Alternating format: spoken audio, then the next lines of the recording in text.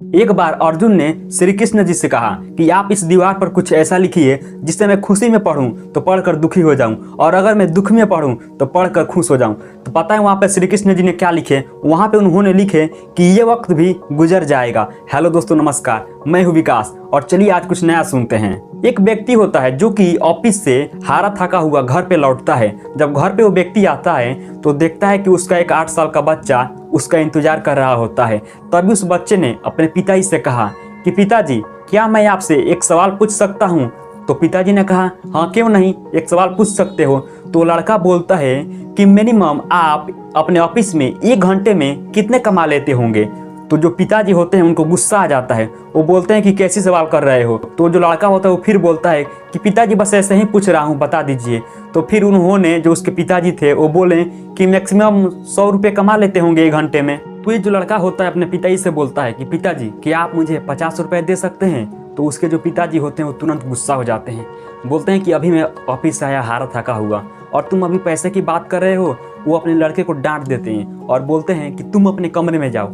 तो जो लड़का होता है वो रोता हुआ अपने कमरे में चला जाता है। वहाँ पे जाकर अपने कमरे में वो लड़का फिर रोने लगता है। तो कुछ देर बाद उसके जो पिताजी होते हैं उससे अपनी गलती का एहसास होता है। वो सोचते हैं कि मैंने अपने लड़के को डांट कर बहुत गलत किया।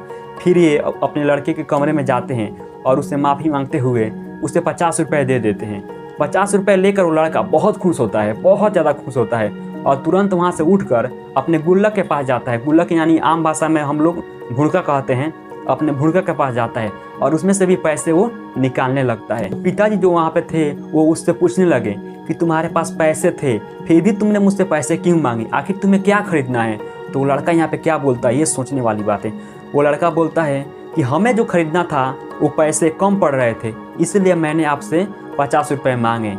और आपसे बस मेरी एक ही रिक्वेस्ट है कि ये 100 रुपये लीजिए अपने 1 घंटा की कमाई। और लड़का बोलता है कि कल क्या आप मुझे अपना 1 घंटा समय दे सकते हैं? मैं आपके साथ बैठकर खाना खाना चाहता हूँ। दोस्तों, मोरल ऑफ द स्टोरी यानी कि इस कहानी से आप सबको क्या सीखने को मिला? कहानी छोटी सी थी लेकिन आप लोग को सीख बहुत बड़ी दे रही है। जैसे कि आज इस समय में जितना सारे लोग हैं उसमें से 50 से 60% लोग ऐसे हैं जो कि सिर्फ अपने काम पर ध्यान देते हैं, अपने जॉब पे ध्यान देते हैं, लेकिन वो कुछ देर समय निकाल कर अपने परिवार वालों के साथ स्पेंड नहीं करते हैं, अपने परिवार वालों के साथ नहीं रहते हैं या कुछ देर समय नहीं बिता पाते हैं। पूरी दुनिया की सच्चाई है, क्योंकि आप सब कितना भी पैसा कमा लीजिएगा और अपने घर वालों के साथ, अपने पति पत्नी के साथ, अपने भाई बहन के साथ, अपने माता पिता के साथ थोड़ा सा समय नहीं दे पाइएगा तो पैसा तो आप बहुत कमा लिए, लेकिन आप सब प्यार कभी नहीं कमा पाइएगा। दुनिया की पूरी रीत है, जब हम सब जन्म लेते हैं तो हम सब कुछ भी लेकर नहीं आते हैं और जब हम सब मरेंगे तो कुछ भी लेकर नहीं जाएंगे। आखिर क्या बच जाएगा?